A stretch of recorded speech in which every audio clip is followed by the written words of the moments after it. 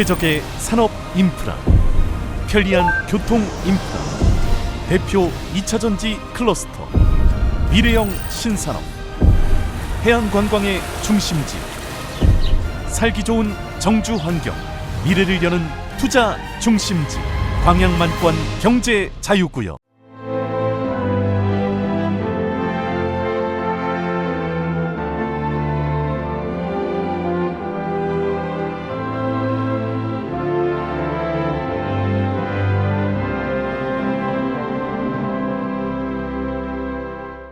오늘 말씀의 제목은 하나님의 영으로 한계 상황을 넘어서라입니다.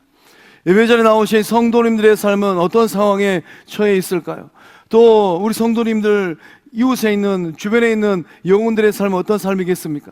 오늘 말씀을 잘 들으시고 내 삶이라 할지라도, 내 주변에 있는 이웃들의 삶이라 할지라도 한계 상황에 놓여 있는 그러한 영혼들이 있다면 성령께서 역사하시고 주님께서 붙들어 주셔서 그러한 한계 상황을 뛰어넘는 복된 삶들 될 수 있기를 주의 이름으로 축복합니다. 혹시 세상을 살아가시면서 아주 깊은 밤에 홀로 깨어납니다. 깊은 밤에 잠을 자야 되는데 깨어나는 이유는 무엇이겠습니까? 기나긴 밤을 뜬 눈으로 지셉니다. 왜 기나긴 밤을 뜬 눈으로 지새겠습니까? 마치 세상에서 이 모든 인생의 짐을 다 짊어진 사람인 것처럼 숨막히는 불안감, 그런 불안감을 가지고 기나긴 밤을 보내보신 경험들이 계실까요? 아무리 달려도 제자리 걸음인 것 같습니다. 다름질을 하면 할수록 일부 앞으로 전진해야 되는데 제자리에서 맴돌고 있어요. 얼마나 답답하겠습니까?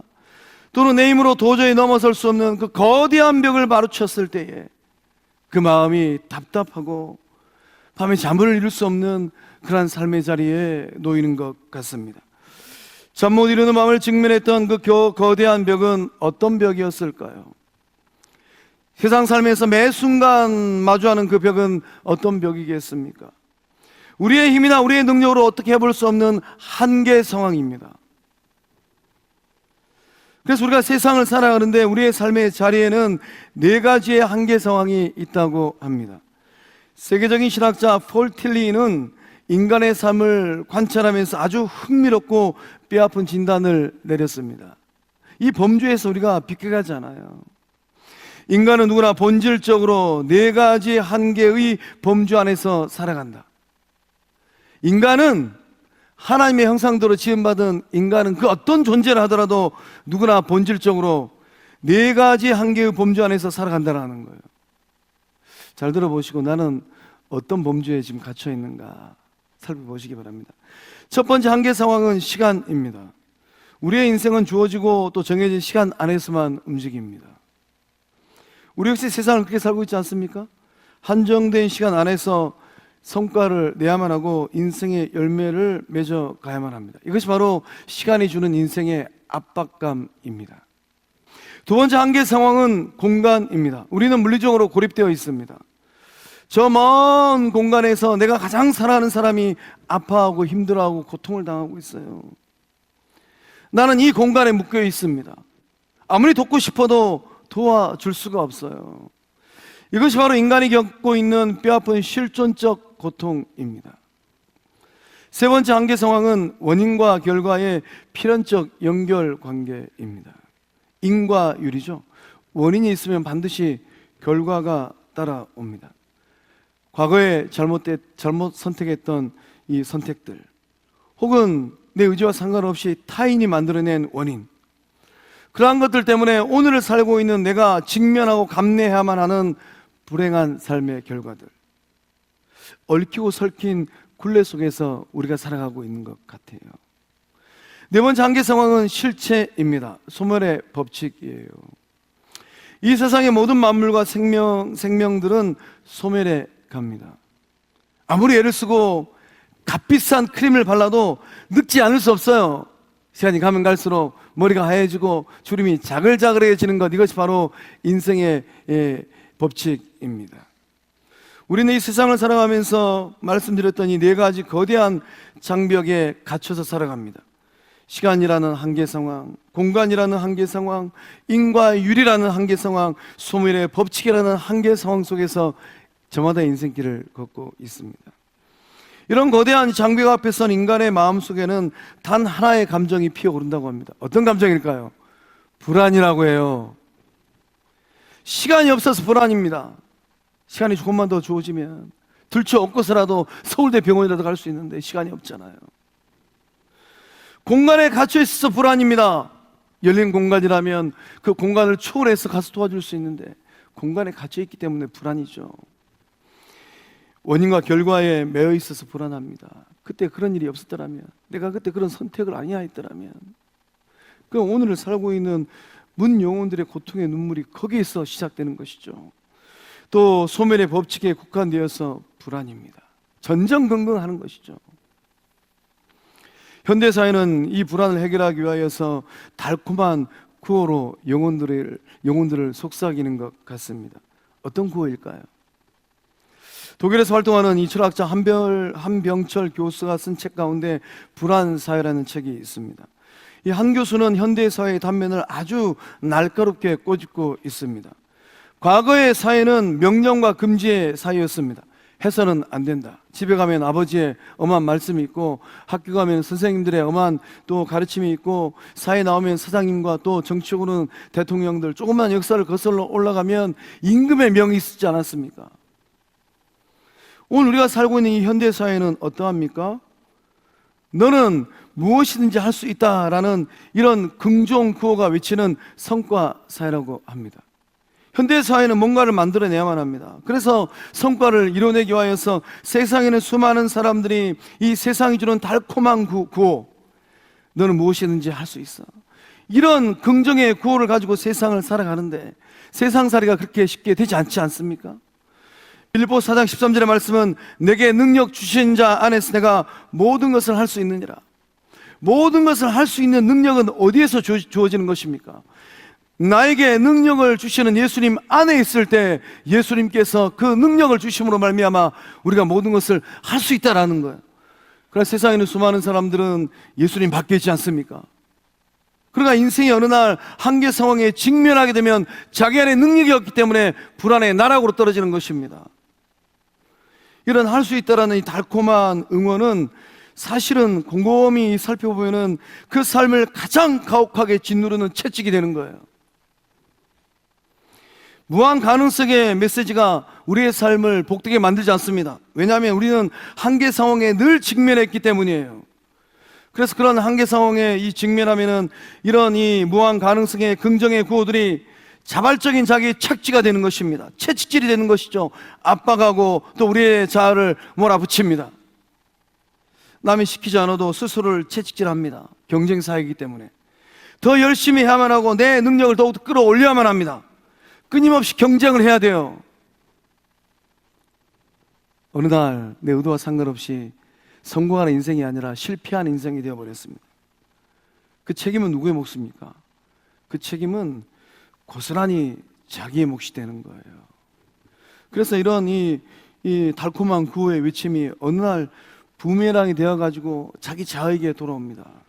나는 무능한 사람이구나. 나는 무능력한 존재이구나.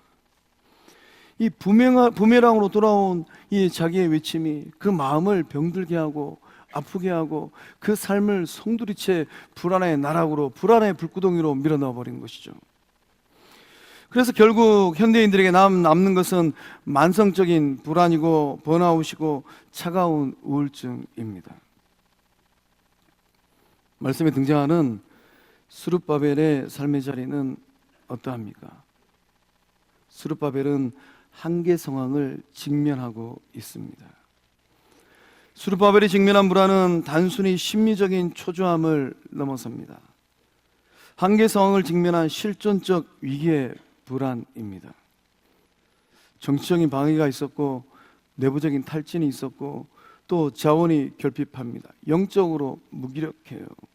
사면이 초과된 복합적인 실존의 위기를 스룹바벨이 직면하고 있습니다. 화면에 보시는 것처럼 저렇게 무너져버린 성전을 다시금 재건해야 되는데 재건할 만한 그런 것들이 없다라는 한계 상황에 봉착해 있는 것입니다. 7절 말씀에 큰 산아 내가 무엇이냐, 큰 산아 내가 무엇이냐. 큰 산은 어떤 산이겠습니까? 성전 재건을 가로막고 있는 넘어설 수 없는 장애물과 현실적인 한계 상황이에요.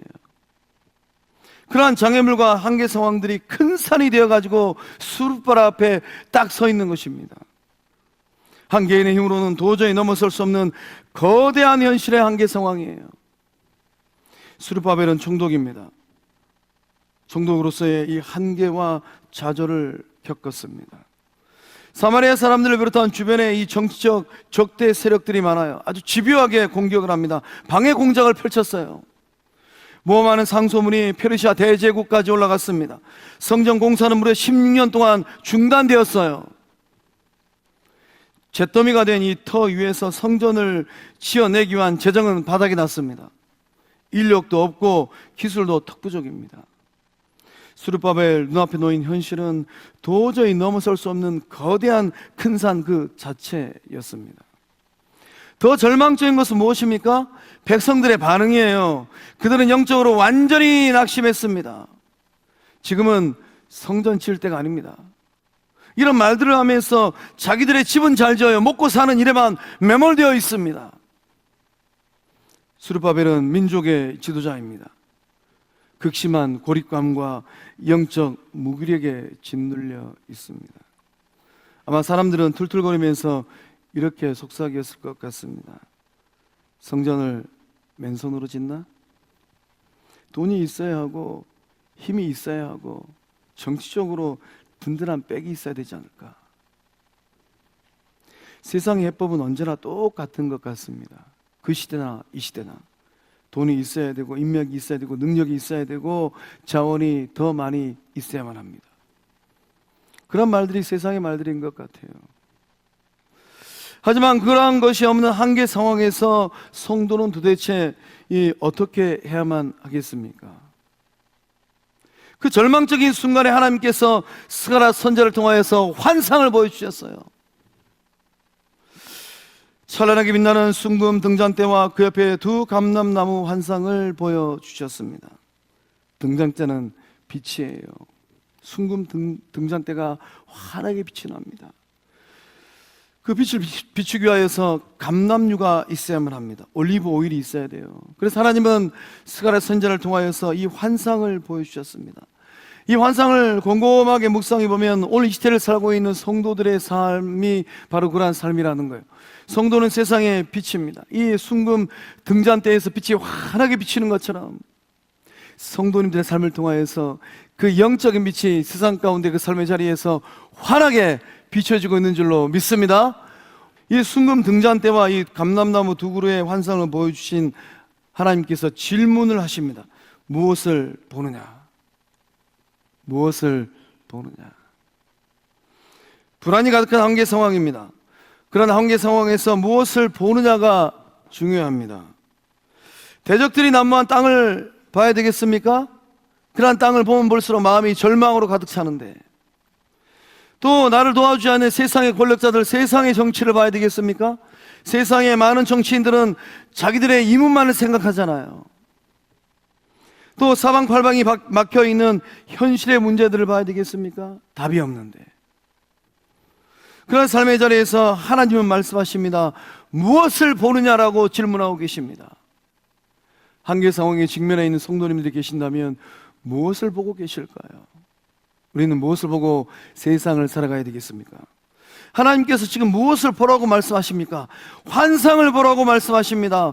거룩한 비전을 보라고 말씀하십니다. 하나님의 영광이 찬란하게 빛나는 미래를 보라고 말씀하시는 거예요. 하나님은 수르바벨에게 이 척박한 현실 대신에, 이 한계 상황 대신에 거룩한 비전을 보라라고 지금 말씀하시는 겁니다. 등잔대가 이 찬란하게 빛을 밝히기 위해서는 끊임없이 공급되는 이 감람류 올리브 기름이 필요합니다. 하나님의 영이신 성령이 끊임없이 공급되어질 때에 빛이 환하게 타오르는 것, 그것을 환상으로 보게 하시고 깨닫게 하시는 거예요. 그러므로 말미암아 역사상 가장 위대한 선언의 말씀이 6절 말씀에 기록되어 있습니다. 이는 힘으로 되지 아니하며 능력으로 되지 아니하고 오직 나의 영으로 되느니라. 아멘. 한계 상황을 극복하는 비결은 어디 있을까요? 내 안에 없는 능력을 쥐어짜는 자기 착취에 있지 않아요. 이미 능력이 바닥이 났는데 그 한계 상황을 직면하면서 내주하시는 주님께서 공급하여 주시는 그 공급의 에너지가 없는데 아무리 할 수 있다라고 외친다 한들 그 한계 상황을 넘어설 수 있겠습니까? 못 넘어선다라는 것입니다. 오히려 그러한 고백들은 자기의 착취로 끝나는 거예요. 성도들에게 끊임없이 은혜의 기름을 부어주시는 성령의 도우심을 신뢰할 때에 그런 한계 상황을 극복할 줄로 믿습니다. 성령의 통찰력으로 현실을 다시금 바라볼 때에 한계 상황을 극복하게 되는 것입니다. 성령 하나님은 우리에게 통찰력을 주십니다. 성령의 지혜를 가지고 성령의 눈을 갖게 되면 우리의 현실을 더욱더 정확하게 보게 된다는 것이죠. 그래서 한계 상황을 극복하고 일어서는 길과 생명은 어디에 있습니까? 나에게 있는 것이 아니라 오직 하나님의 영 성령으로 가능하다는 것입니다. 말씀에 기록된 힘은 군사력을 의미합니다.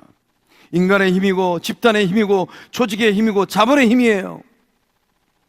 그러나 주님은 뭐라고 말씀하십니까? 힘으로 되지 않는다라고 주님 말씀하셨어요. 하나님의 성전을 세우는 일은 세상적인 힘, 인간의 힘, 물질의 힘으로 되는 게 아니라는 거예요. 능력으로 되지 않는다고 주님 말씀하십니다. 말씀에 기록된 능력은 개인이 가진 육체적인 힘이고 완력이고 지적 수단입니다. 이게 무한 긍정의 이 성과 중심의 세상이 주는 메시지는 무엇입니까? 세상은 지금도 많은 영혼들에게 그런 메시지를 던지고 있는 것 같습니다. 힘을 길러라, 인맥을 쌓아라, 자본력, 돈의 힘을 키워라, 그래야지만이 성공할 수 있다. 그러나 주님은 그렇게 말씀하지 않는다라는 거예요. 힘으로도 능력으로도 되지 않는다라고 주님 말씀하십니다. 하나님의 일을 감당하고 영혼을 구원하고 예수님의 몸된 성전을 세워가는데 절실하게 필요한 것은 무엇입니까? 힘도 능력도 아니에요. 오직 하나님의 영 성령입니다. 성령 하나님은 여러분에게 믿음을 주십니다. 성령 하나님께서 믿음을 주셔야지만이 하나님의 말씀을 믿게 되는 거예요. 말씀의 약속을 받게 되는 것입니다.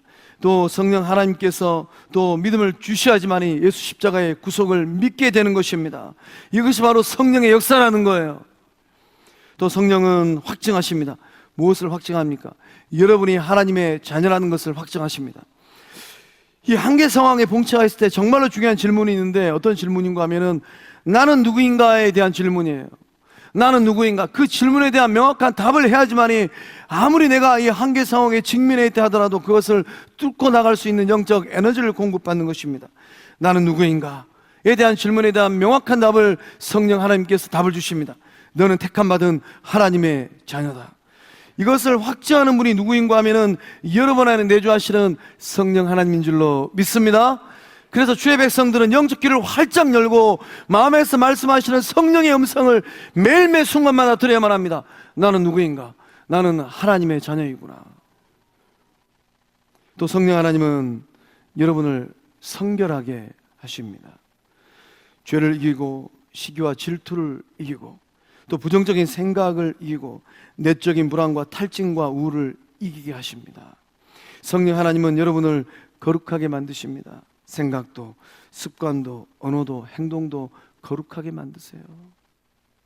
예수를 믿는다고 하는데 그 삶에 거룩이 없어요. 성결이 없어요. 그런 삶의 모습을 직면할 때 그 자리에 있어서 곰곰이 생각해 보아야만 합니다.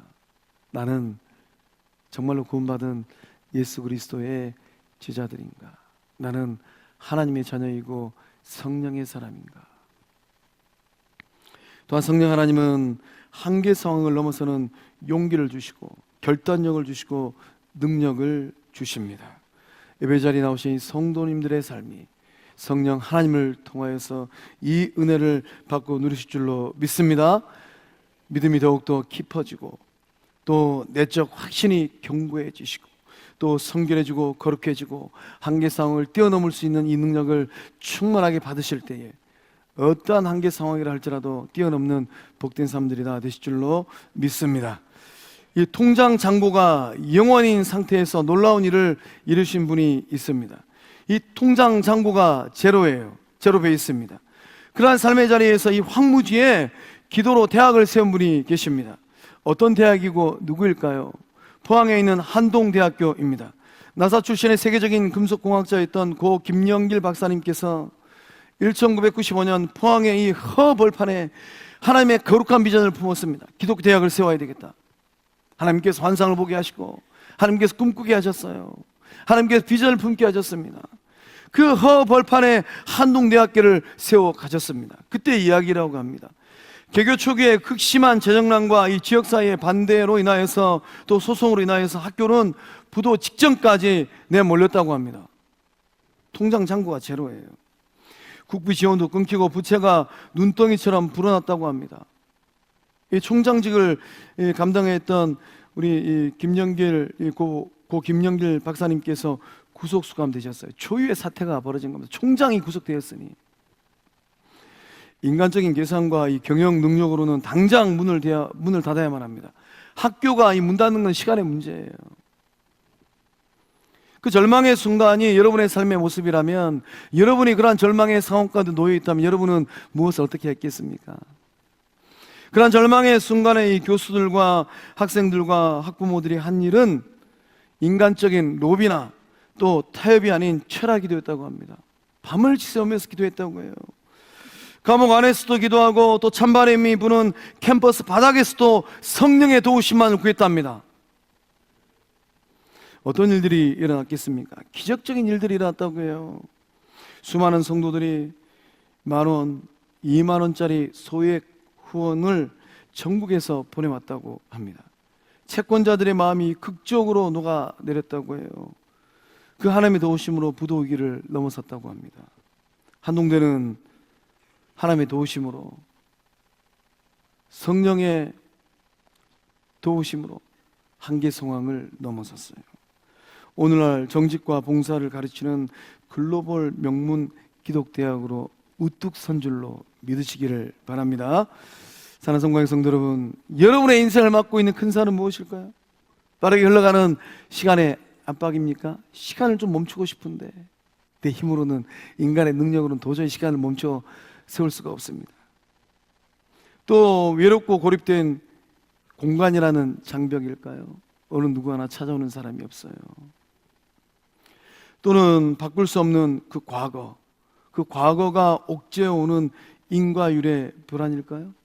그때 내가 그렇게만 하지 않았더라면, 그때 그렇게 선택하지 아니했더라면, 아니면 늙고 쇠약해가는 여러분의 몸을 보면서 경험하는 육신의 실체, 소멸의 법칙, 육신의 한계일까요? 우리의 힘과 능력으로는 결코 이러한 벽들을 허물어 낼 수가 없습니다. 인간의 한계가 시작되는 바로 그 자리가 하나님의 성령이 일하시는 은혜의 자리인 줄로 믿습니다. 거룩하게 하시고 그러한 한계 상황을 이기게 하시고 뛰어넘을 수 있는 용기와 결단을 주시는 성령 하나님을 바라볼 때에 주어진 삶의 자리에서 딛고 일어서서 영광 돌리는 복된 삶들이 다 되실 줄로 믿습니다. 성령이 주시는 마르지 않은 영성의 샘물을 맞으시고 하늘의 비전을 품음으로 말미암아 당당하게 일어서시는 성광의 성도들이 될 줄로 믿습니다. 그러한 한계 상황을 넘어서서 일하시는 성령 하나님, 오늘의 불안의 안개를 거두어 주시고 그 자녀들의 삶의 자리 가운데 희망과 승리를 주시는 성령님과 동행할 때에 주어진 인생길이 더욱더 아름답고 섬기는 영적 공동체가 날로 거룩해지는 은혜의 몸이 성령의 전이 될 줄로 믿습니다. 기도하시겠습니다.